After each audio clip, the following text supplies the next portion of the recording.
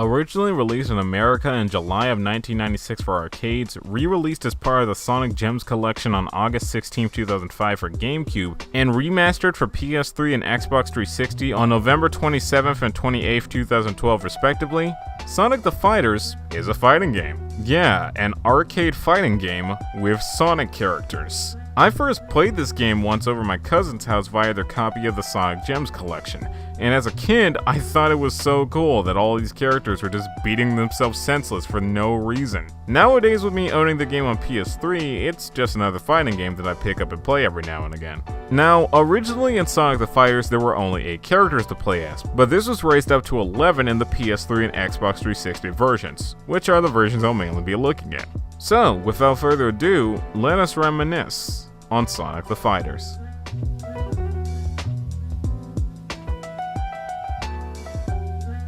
The story goes that Dr. Eggman has created the Death Egg 2 and must be stopped before he uses it to take over the world. In order to defeat Eggman, one must collect the 8 Chaos Emeralds. Yes, 8. Just don't think about it. And use Sonic and Tails' airship, the Lunar Fox, to go off and defeat Eggman. But it turns out the 8 Chaos Emeralds are already in the possession of 8 different people. So instead of talking things out like sensible people, they all take part in a hand-to-hand fighting tournament, with the winner taking all the Chaos Emeralds and is given the honor of stopping Eggman.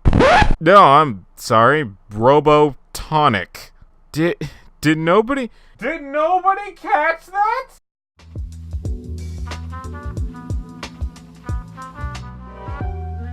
As a fighting game, this game is pretty simple. Each character can punch, kick, and use a shield. Pressing these buttons in an array of combinations can have you use special moves unique to each character. Your shield blocks attacks, but like other games, can be broken if it takes too much abuse. There's no extra modes or anything special, just arcade mode and versus mode that can be played offline and online. Arcade mode has you fighting the initial 8 characters, which, depending on which character you picked, may lead to a mirror match with Eggman cloning you. After beating your opponents and getting the 8 Chaos Emeralds, you head off to Death Egg 2 where you face Metal Sonic. After beating him, the Death Egg 2 starts to self-destruct, but before you can escape, Eggman shows up in a mech suit and you have to beat him with only 15 seconds on the clock.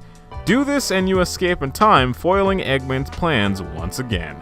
And that's pretty much it. The only other thing I've noticed is that the extra characters that were added to the PS3 and Xbox 360 version are Metal Sonic, Eggman, and Honey the Cat, an animalized version of Honey from Fighting Vipers.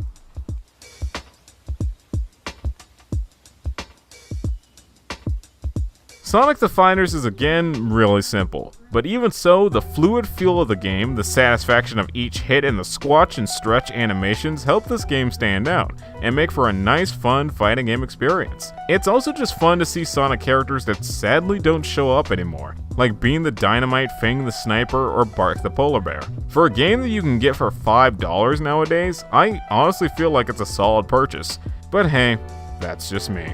With that is all I have to say about Sonic the Fighters. Sorry for another short video, but do tell me what you all think about this game. Only if you want to. Guys, be safe out there, and thank you so much for watching.